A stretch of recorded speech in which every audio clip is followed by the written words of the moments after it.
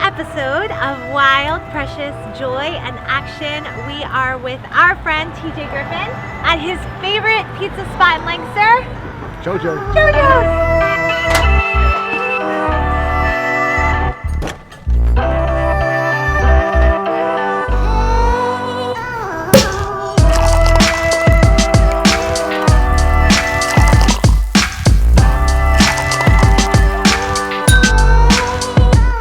So grateful that you agreed to come and sit down with us. We first learned about you at your TED Talk in Lancaster for TED Talks Lancaster. And we were sitting there with our paper airplanes, just like looking at each other like, we have to talk to him. We're gonna be friends with him. Like, we need to talk to him. We were just really enamored and inspired by your message. I'm so grateful that we've become friends and that I've been able to continue to be inspired by what you're putting out into the world. And I'm really happy that you decided to sit down with us so that we could share your message and some of the inspiration that you've already given to us with the rest of our audience. So thank you. Thank you for being here. So grateful to be here, and you guys even taking the time to do an interview, so I appreciate it. We're super psyched.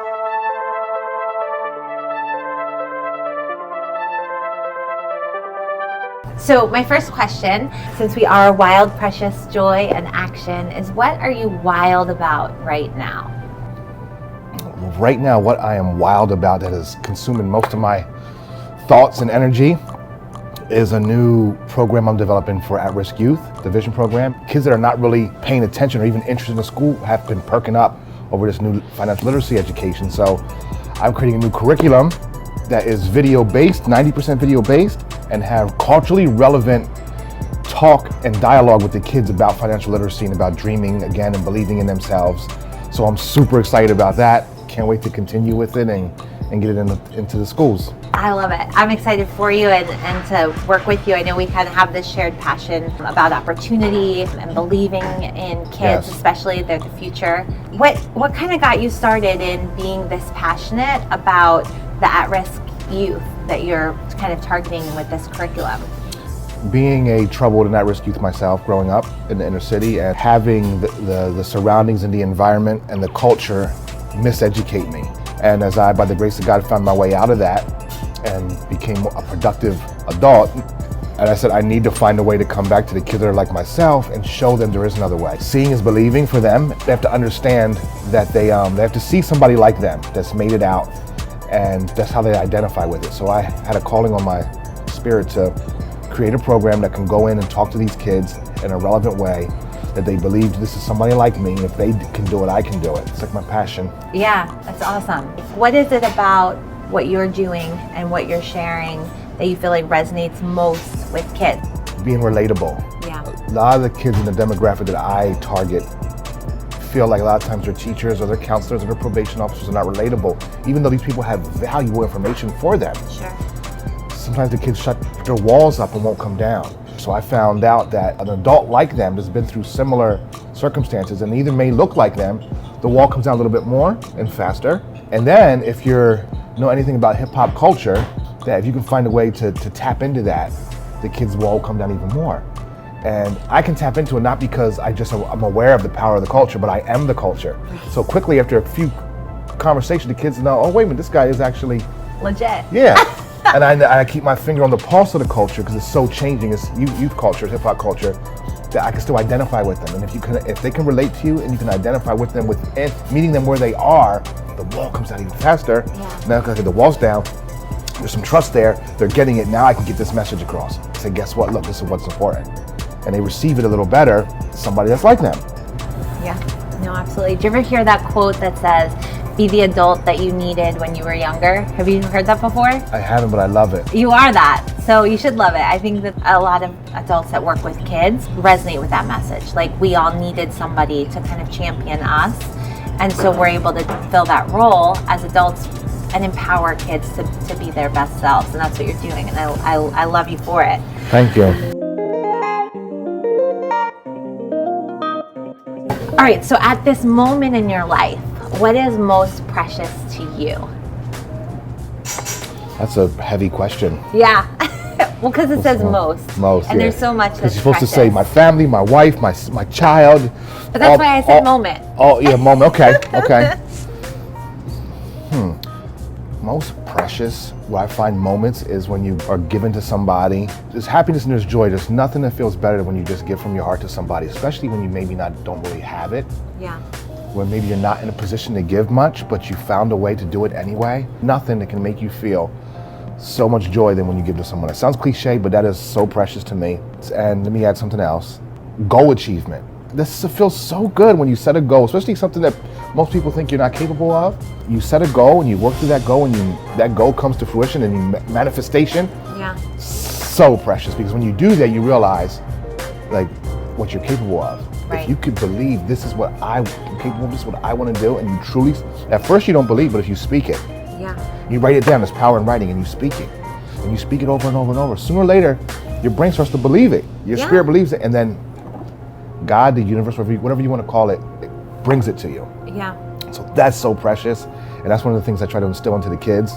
Even the curriculum that I'm starting, this financial literacy, it's all information they need to know, but really it's the hidden messages is about belief in yourself and what you're capable of. Yeah. On the show, we've talked a little bit about the Joy Rebellion. What are your thoughts about the Joy Rebellion? Well, I'm in JoJo's, my favorite pizza spot, and I'm joyfully rebelling against keto today. Oh, same. So I'm going to have some JoJo's keto. pizza. Yeah. So that's what I'm rebelling against today.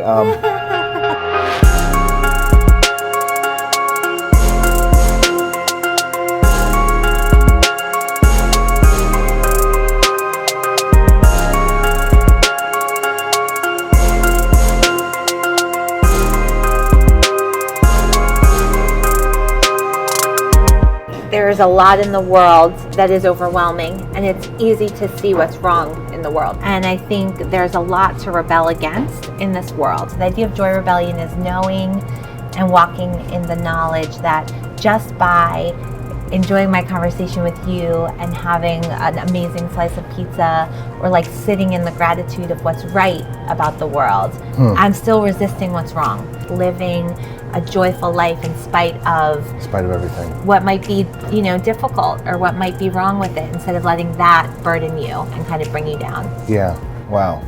That sounds like gratitude. Yeah. Sounds like an meditation about being in the moment.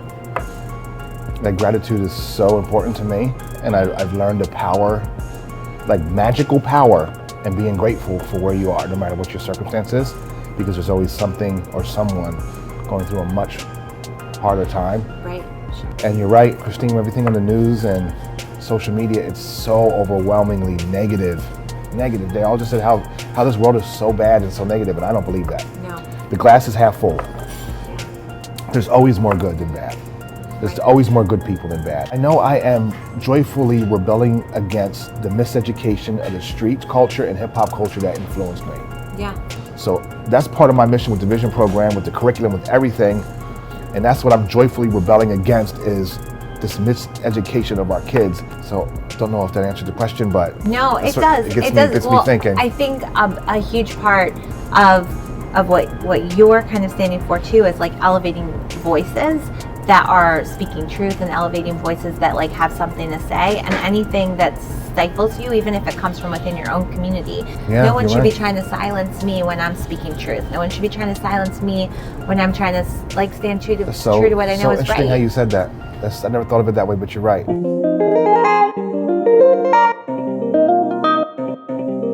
When do you feel like you are making the most of your wild and precious life? I feel I'm making the most of my wild, precious life when I'm influencing change. Whether it's a teenager or a young adult that through my life or something that I've taught or expressed, a negative turned to a positive. When someone says, through what you showed me or what you taught me, I now believe in myself, that's really what it's all about. People always talk about your purpose. And when you finally find that, it's really life-changing. Yeah. I used to think because of where I grew up that it was money and things and cars and clothes and all that, and that means nothing. I tell youth all the time, it's easy to say that when you have some stuff. Sure. Because, kids will tell you, I'd rather be crying in my Benz than crying in my bucket. I get it. You're right. But purpose is where life is significant. And once you find out really why you're here, everyone's here for something.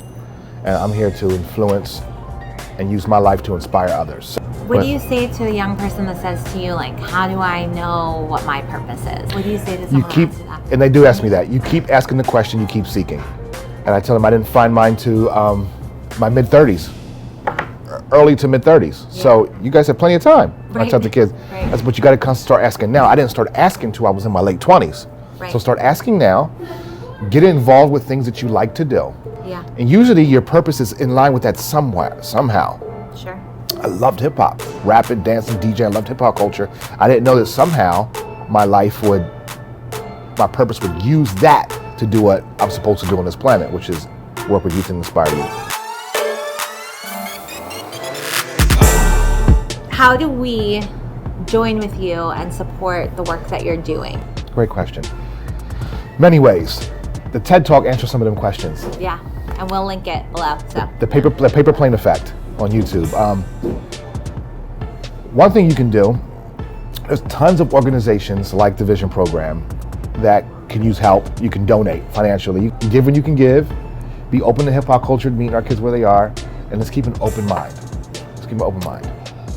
Our mind's like a parachute. It's only good if it's open. And like in the TED Talk, you see on the 6 o'clock news, somebody being arrested, maybe has tattoos all over their face, braids or dreadlocks in their hair, looks angry and hopeless. We often find ourselves looking at that person and we're like, I mean, good. That was a robbery. Get them off the streets, which I get, but just remember that young man was not born that way. Something happened in his environment, in his life, that stole his or her belief from them. The culture started to miseducate them because a lot of times there wasn't a positive male role model in the household, or left with a single parent. So many things happened to that young kid in his environment that put him in a position where now he's or she's committing these crimes. So my mission is if you keep an open mind in real life, before we so quick to judge, walk in them shoes. Yeah. Truly being empathetic is to feel, to walk and feel what somebody else feels. And if all we do is watch the media, we're not being empathetic because we're letting somebody else tell us what we're feeling. You have to really try to walk in somebody's shoes, understand where they come from. All right, last thing, do you have any advice for someone that's watching this and just like you're resonating with them? They're like, I'm picking up what you're laying down. Like, I get this. I'm here. I want to be better. I want to find my purpose. I want to like reach others. I want to step out of a place where I don't believe in myself and start believing in myself. What advice do you have for someone that's watching? That's a good question. The advice I have is what you say to yourself is more important than what anybody else says to you. I'm gonna repeat that. What do you say to yourself when no one's listening in your head is more important than what anybody else says to you. So when you say I can't do something, you're right, you can't do it. When you say to yourself, I'm not smart enough for that, or I don't have a degree for that, or I don't, whether you say you can or you can't, either way you're right. So if you're watching this right now and you have all these hopes and dreams and aspirations and it doesn't seem to be happening, or you don't know what to do, the number one thing you must do is change your self-talk. I need you to look in the mirror and say, I'm amazing, I can do that, I will do that. And you won't believe it sometimes at first. Right. You're like, this is a huge dream. No, you have to say it anyway. And the more you say it, at night, in your head, in your car, your soul, your brain, sooner or later will start to believe it. And when you start to believe in what you're capable of, it happens for you. So your self-talk is so important. Who you surround yourself with is so important. If you have all these dreams and aspirations and goals that you want to achieve, but you surround yourself with people that are not reaching for any of their own goals, not trying to be successful or change with their lives, I guarantee you won't make it. You can't surround yourself with negative people influence. A lot of times it's in our own households and expect to grow. It's like weeds in the garden. If we planted a tomato plant right here, and we let weeds come up all around that plant, the weeds suck the nutrients from the soil and the roots, and the tomato plant's rotten and spoiled and just not juicy. But when you weed the garden and you keep that soil clean, your fruit is fresh and full of nutrients. Yeah. So watch who you surround yourself with. You become the 5 people you spend the most time with in life. So analyze the 5 people you hang out with the most. If it's only 3, look at them and say, okay, are they working towards and dreaming towards and striving for greatness that I am? And if they're not, say, okay, I gotta spend some time with other people. And last but not least, your personal development. your education. If you can get back into school and go for that degree for that career you want, then do it. You can do it. If it's not maybe for you, going back to school, there is a place where you can learn anything you want on planet Earth for like $1 or $2 a year. It's called the library. Yeah. You can research anything you want and become an expert on it on your own. Once I learned that, because academically in school wasn't in the plan for me at this time, Right. I started becoming addicted to books. I became a copycat. See, it's great if you're a copycat as long as you copy the right cat. So I started reading these books of these great people, and I said, okay, I'm gonna start doing what they're doing. If you do what they're doing, you will get what they're getting. Yeah. And that's the whole point, right? Yes. That's why they put themselves out there in the first place, so you would do that. Yes. Yeah. So that's my thing. Your self-talk, believe in yourself, speak it. The more you speak it, you'll believe it. Number 2, watch who you're surrounding yourself with, weed your garden. And number 3, personal development, education, and reading. Reading's so important. Dude, you're gonna kill this, just so you know. Like the whole thing, it's like right for exactly what you're bringing to the table, and I think that's awesome. Thank you. So yeah, I'm proud to share it. All right, so you talked about gardens and tomatoes, and it honestly made me cheers to that. Hungry. I feel like it might be time to add some food to our brunch.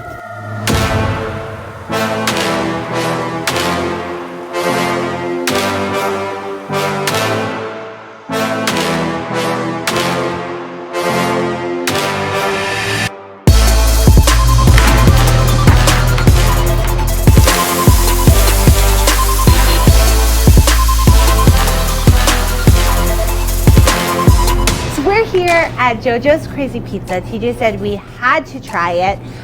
Joe, tell us a little bit about this place and like what it means to you. This is my home. Like, it really is. I love this place. We've actually been in business for over 24 years in other locations by other names, but this is mine. It's family owned. I invite anybody and everyone in here. I just love it here. I don't even know what to say. I just love it here. And then the love comes through in the food, obviously. TJ, what do you love about it? Well, first I love the pizza. That's number 1. That's a good place to start. But I'm a pretty good customer. I bet if she pulled some numbers, she'd be like, ooh, he's a pretty good like several times a month we order, and even more in the summertime. Fantastic, like New York style deliciousness. Love it. And more so the food. JoJo is just really good energy and a good spirit. From the first time I walked in here, I knew that. And it's just, I'm really good at filling people's energy out and authenticity, and she's just great and got a good spirit, and makes the food even better when you know the person just really good-hearted. So I love JoJo'z Pizza.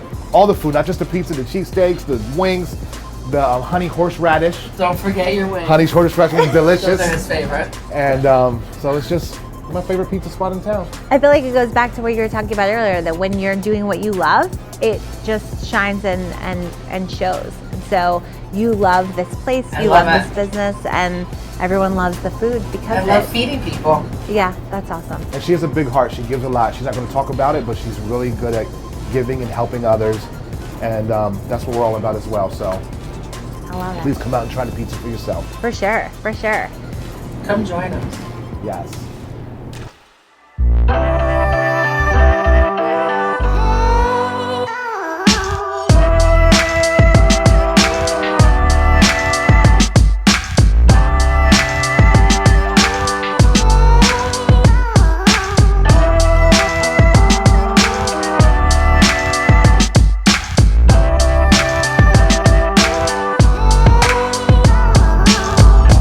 Hey guys, if you like this episode of Wild Precious Now, please like, ring the bell, and subscribe to the channel. We'll see you guys soon. Peace.